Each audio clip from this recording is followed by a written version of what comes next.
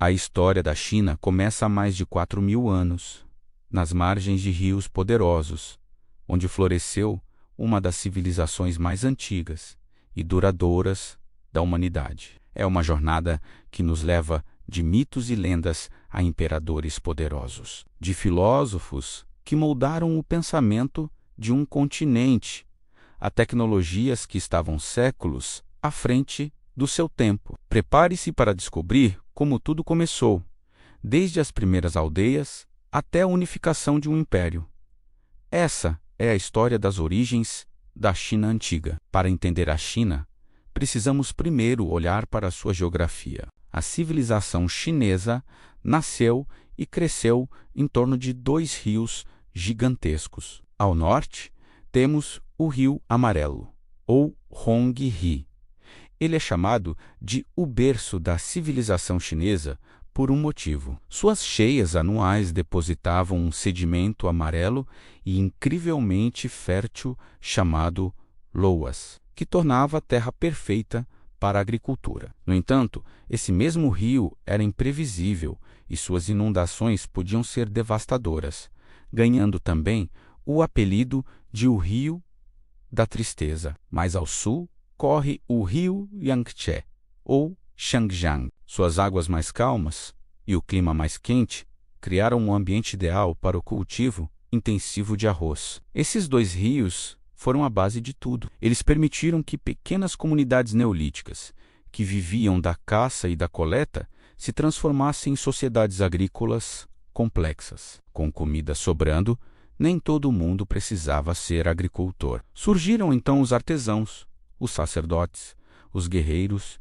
e, com eles, as primeiras hierarquias sociais e as primeiras cidades. As primeiras culturas que surgiram nessas terras eram incrivelmente engenhosas. No norte, plantavam milheto, um grão resistente que se adaptava bem ao clima. No sul, o arroz se tornou a base da alimentação e permitiu que a população crescesse rapidamente. Suas ferramentas, inicialmente de pedra polida, foram gradualmente substituídas por algo revolucionário, o bronze. E os chineses antigos não eram apenas bons nisso, eles eram mestres. A metalurgia do bronze, na China antiga, atingiu um nível de sofisticação impressionante, produzindo armas, ferramentas e, principalmente, vasos rituais de uma beleza e complexidade que poucas culturas da época conseguiam igualar. Mas talvez a invenção mais impactante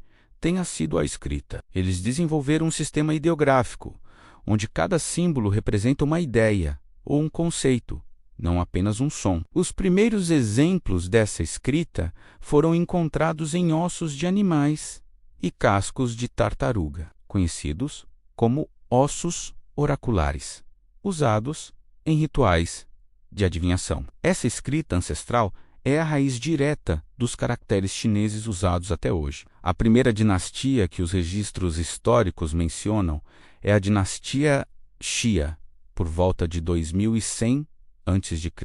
Por muito tempo, ela foi considerada puramente lendária, uma história de tempos heróicos. A lenda mais famosa é a de seu fundador, Yu o Grande. Conta-se que Yu era um engenheiro genial que, após anos de trabalho incansável, conseguiu controlar as enchentes catastróficas do Rio Amarelo, não construindo barragens, mas sim dragando canais para guiar a água. Esse ato heróico lhe rendeu o respeito do povo e o trono. Durante séculos, não havia provas concretas da existência da dinastia Xia.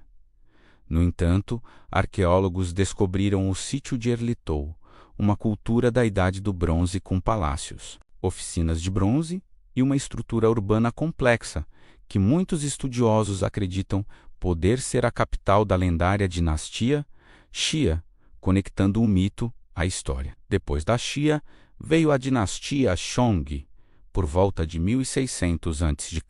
E aqui, a história deixa de ser lenda e passa a ser fato comprovado. A dinastia Song é a primeira sobre a qual temos provas arqueológicas sólidas, incluindo sua última capital, descoberta em Yangui. Os Song nos deixaram um tesouro de informações através dos ossos oraculares. Os reis Chong'e usavam esses ossos para fazer perguntas aos seus ancestrais e a uma divindade suprema chamada Shangye. Eles queriam saber de tudo: se deveriam ir à guerra, se a colheita seria boa, ou até mesmo se a dor de dente do rei iria passar. Os escribas gravavam as perguntas nos ossos, que eram então aquecidos até racharem. As rachaduras eram interpretadas como as respostas dos espíritos. Essas inscrições não apenas confirmaram a existência da dinastia, mas também nos deram uma visão fascinante de sua sociedade, que era profundamente religiosa, hierárquica e militarizada, governada por uma aristocracia guerreira que lutava em bigas de bronze. A dinastia Shong caiu por volta de 1046 a.C., derrubada por um povo vizinho, o Zhou. A ascensão da dinastia Zhou marcou o início do período mais longo da história chinesa e introduziu um dos conceitos políticos mais importantes e duradouros da China, o Mandato do Céu, ou Tianmin. Para justificar a derrubada dos Shong, os Zhou argumentaram que o céu, uma força divina e impessoal, concede o direito de governar a um líder justo e virtuoso. Esse mandato, no entanto, não era eterno. Se um governante se tornasse corrupto ou incompetente, o céu mostraria seu descontentamento através de desastres naturais, como enchentes e terremotos, ou através de revoltas populares. Isso era um sinal de que o governante havia perdido o mandato do céu, e o povo tinha o direito, e até o dever, de derrubá-lo. Uma nova dinastia, mais justa, tomaria então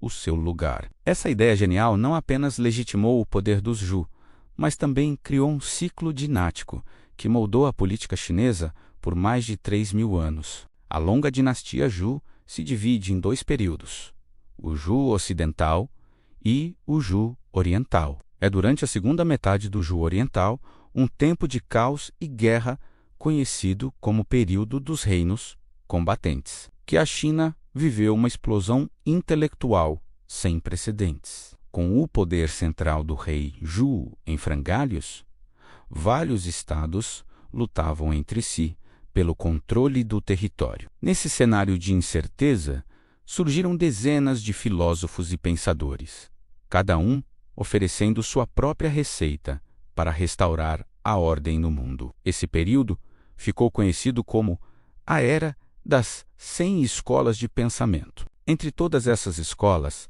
3 se destacaram e moldaram o futuro da China. A primeira foi o confucionismo, fundado por Confúcio. Ele não se via como um inovador, mas sim como um transmissor dos valores de uma era de ouro do passado. Para Confúcio, a sociedade só poderia ser harmoniosa se cada pessoa cumprisse seu papel com retidão. Ele defendia a benevolência, o respeito aos rituais sociais e, acima de tudo, a piedade filial, o respeito dos filhos pelos pais. Para ele, um bom governo não dependia de leis duras, mas do exemplo moral do governante. Se o líder fosse virtuoso, o povo o seguiria naturalmente. Em contraste direto com a ênfase de Confúcio na sociedade e nos rituais, surgiu o taoísmo. Atribuído ao sábio Laozi, o taoísmo propõe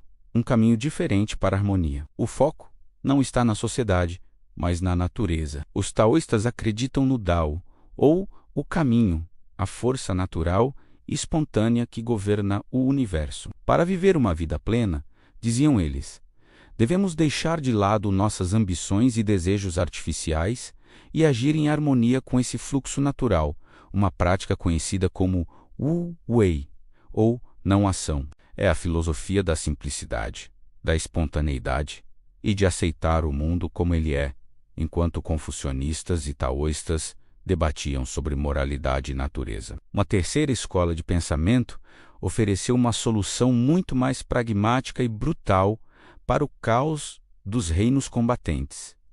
o legalismo, pensadores como Han Feizi argumentavam que a natureza humana é egoísta e que confiar na moralidade dos governantes ou do povo era uma tolice. A única maneira de criar um Estado forte e ordenado era através de um sistema de leis rígidas e punições extremamente severas, aplicadas a todos, sem exceção. Para os legalistas, o poder do Estado estava acima de tudo. A lei, e não a moral, era a ferramenta para unificar o mundo. Foi essa ideologia implacável que acabou triunfando. Durante o período dos reinos combatentes, a guerra se tornou cada vez mais intensa e mortal. Os estados maiores foram engolindo os menores, até que apenas alguns poucos e poderosos restaram. Entre eles, o estado de Qin, localizado na fronteira oeste, se destacou. Governado com base nos princípios legalistas,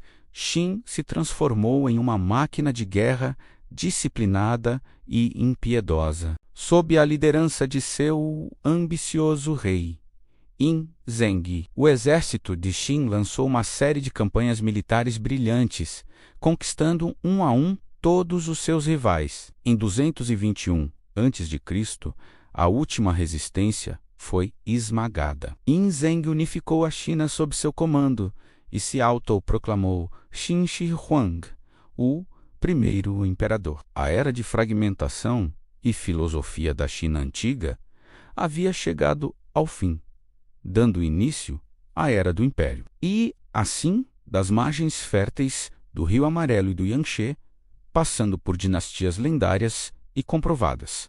Através de uma era de ouro da filosofia, a China antiga forjou as bases de uma civilização que perduraria por milênios. O conceito do mandato do céu, os valores do confucionismo, a harmonia do taoísmo e a eficiência brutal do legalismo não desapareceram. Eles se tornaram os pilares sobre os quais o Império Chinês foi construído e suas ideias continuam a ecoar não apenas na China, mas em todo o mundo, até os dias de hoje. A história da China é a prova de que as ideias podem ser tão poderosas quanto os exércitos, e os rios que dão a vida podem também moldar o destino de uma nação. Obrigado por assistir. Se você gostou de mergulhar nas origens da civilização chinesa, não se esqueça de deixar seu like, se inscrever no canal e ativar as notificações para não perder nossos próximos vídeos. Até a próxima!